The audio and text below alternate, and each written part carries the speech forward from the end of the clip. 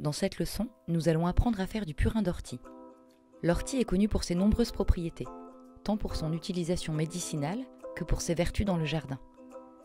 L'extrait fermenté d'ortie est utilisé comme activateur de compost, antiparasitaire et fertilisant.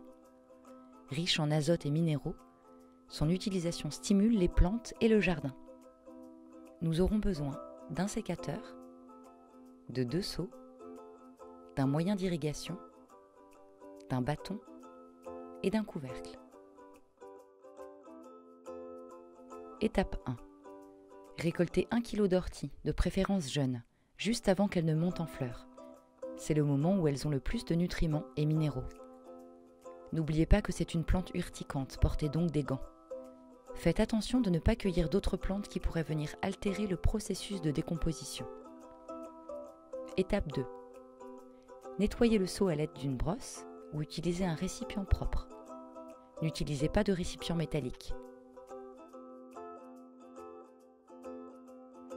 Nous allons maintenant fabriquer le purin.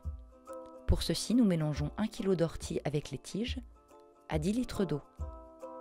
Il est préférable d'utiliser de l'eau de pluie. Si vous n'en avez pas, l'eau du robinet fera l'affaire. Vous pouvez couvrir avec un couvercle ou un tissu. Étape 3.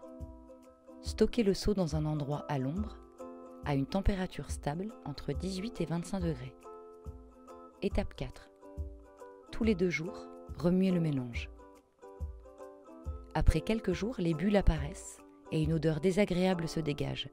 C'est le signe que la fermentation est en route. Au bout d'environ 2 semaines, le liquide sera entièrement recouvert de bulles blanches, c'est un signal. Le processus de fermentation atteindra son maximum dans les prochains jours. Les bulles disparaîtront. Étape 5. Il faut maintenant filtrer la solution.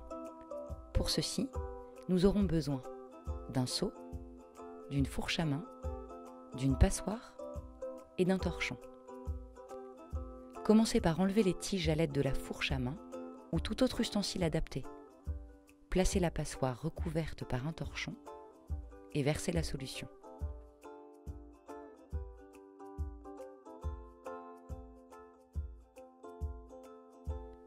Étape 6. Vous pouvez verser le purin dans des contenants fermés. Dans de bonnes conditions, il peut se conserver plusieurs mois. Étape 7. Placez les déchets résiduels dans le compost. Maintenant que nous avons notre purin, voyons comment s'en servir. Le purin d'ortie est un produit puissant. Vous devrez donc le diluer avant toute utilisation. Dilué à 5%, vous pouvez arroser vos plantes avec. Il renforcera les feuilles, les rendant plus résistantes aux maladies et aux insectes. Dilué entre 10 et 20%, il devient un très bon engrais, riche en azote et en fer. Il stimule la vie des micro-organismes dans le sol. Le purin d'ortie est reconnu pour favoriser la pousse des jeunes plantes. Vous pouvez également arroser vos piles de compost avec, ce qui encourage le processus de décomposition et apporte nutriments et minéraux.